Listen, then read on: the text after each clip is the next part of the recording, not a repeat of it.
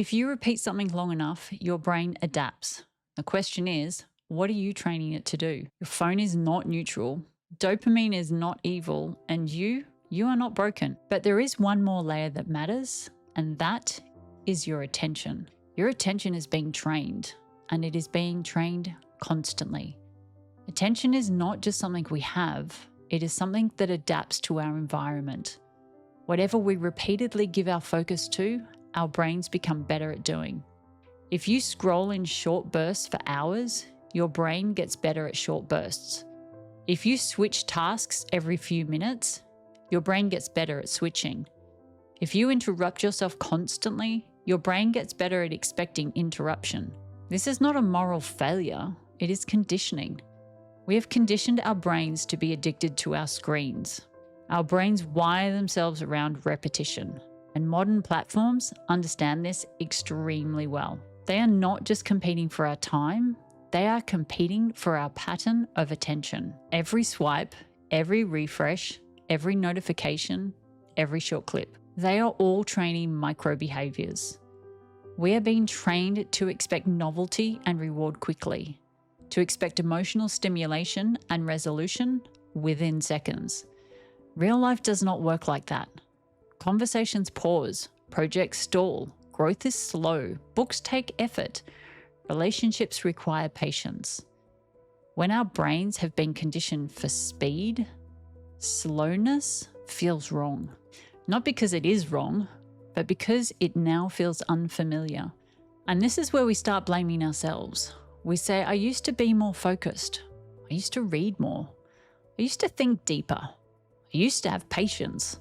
Your brain has adapted to a new way of being able to focus. You and me, we trained our brain to be this way, and we can untrain it. If we repeatedly train shallow focus, deep focus feels uncomfortable. If we repeatedly train rapid switching, single tasking feels heavy. If we repeatedly train constant input, then silence feels loud. Your attention span is not broken. It has been shaped by social media and your screens. Think about how often you interrupt yourself and how often you are interrupted. You open your phone to check one thing. You see something else. A notification pops up, so you follow that. Then that notification takes you to a post. And then you see something else. We are being bombarded with pop-ups, pings and dings that take our attention away from what we are doing, and over time, our brains learn to have a short attention span. Even when you sit down to work, there is a background expectation that something more interesting might be happening somewhere else. Like you're missing out on something that is happening right inside your mobile phone. That expectation is training, and the brain begins to anticipate interruption. Anticipation changes how you experience everything. This is why reading feels harder now, while sitting and not doing anything is frustrating, and while sleep can be nearly impossible without listening to something on your phone. It is not because you are less intelligent or less capable. It is because sustained attention is a skill, and skill weakens when they are not practiced, and we are practicing constant interruptions. If we spend hours per day in fragmented attention, we cannot expect our brains to switch into deep focus instantly. That would be like expecting to run a marathon after only practicing sprints. The brain does what it practices. But there is another layer to this. When attention becomes fragmented, so does our sense of self. We begin to experience our days in pieces, short clips, short reactions, and short bursts of emotions, instead of long stretches of presence. While this is subtle, it fundamentally changes how we feel about our lives. If everything is fast, meaning is harder to catch and capture. If everything is interrupted, we never learn how to build momentum, and without momentum, there is no sustained effort and our confidence weakens. Because confidence is built through sustained effort, not in scattered bursts.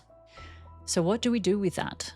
We retrain attention, not by forcing ourselves or using punishment, and definitely not by deleting our lives, but by deliberately practicing depth. If social media platforms train short bursts, we practice longer ones, built within the short form. If your brain expects constant novelty, you give it a predictable structure. If your brain anticipates interruption, you create protected space. Attention strengthens in the direction we guide it. The issue is we aren't guiding our attention, we are just letting it go wherever our screens take it. And this does not mean becoming extreme and going all in and none at all. It means small, consistent actions, adding one brick at a time, not trying to build the entire building in 30 minutes. Slow, consistent actions. 5 minutes of uninterrupted focus, then 10, then 20. Finishing a task before switching. Letting a moment be boring without escaping it. Reading one page without checking your phone. And these are not productivity tricks, they are training reps. You are teaching your brain what to expect from experience. And the more it expects depth, the less it craves fragmentation. Here is something important to remember. At first, this feels really uncomfortable. You are doing something completely different to your actual program. Slowness will feel heavy and awkward. Silence feels very loud. And single tasking feels dull and boring. That discomfort is not proof that you need stimulation, although your brain will try to convince you that it does. It is proof that your brain has adapted to speed. An adaptation can reverse, but it reverses through repetition. When you protect your mornings, your brain begins to expect clarity at the start of the day. If you protect your evenings, your brain begins to expect wind down instead of stimulation. As you build projects that require sustained attention, your brain begins to expect effort before reward. This is not about becoming perfect the first time. It is about shifting the baseline. We shift it from reactive to intentional and from fragmented to directed. The biggest shift is this. You stop asking, how do I feel more motivated? And you start asking, what am I training my attention to do? Because motivation follows attention. If your attention is scattered, then motivation will feel scattered. And when your attention is directed, then motivation strengthens. Over time, these very subtle changes start to happen naturally. Firstly, you begin to feel calmer. Your mind is less chaotic, so life feels easier. Second, you begin to feel more capable, but not because you are working harder. It's from you finishing things that you started instead of getting distracted. And third, you begin to feel more present. Present doesn't come purely because you eliminated technology. It comes because you change how you related to it. That is the long game. You are not lazy, you are not broken, you are not defective. We are adaptive. We have just been stuck in a cycle that we created ourselves by not taking conscious actions in a direction we actually want to go. We listen to the subliminal messaging to keep scrolling. When our environments change rapidly, our brains respond. That is what brains do. Now you get to choose how yours continues to respond. In the next video series I create, we are going to move inward. Because once we understand how attention is shaped, we can start to see what happens when the mind turns on itself. Overthinking is not random. It's not a weakness. It is patterned attention without direction. Attention is trained. Whatever we practice, we become better at. If you want to rebuild your focus properly, watch the full series popping up now.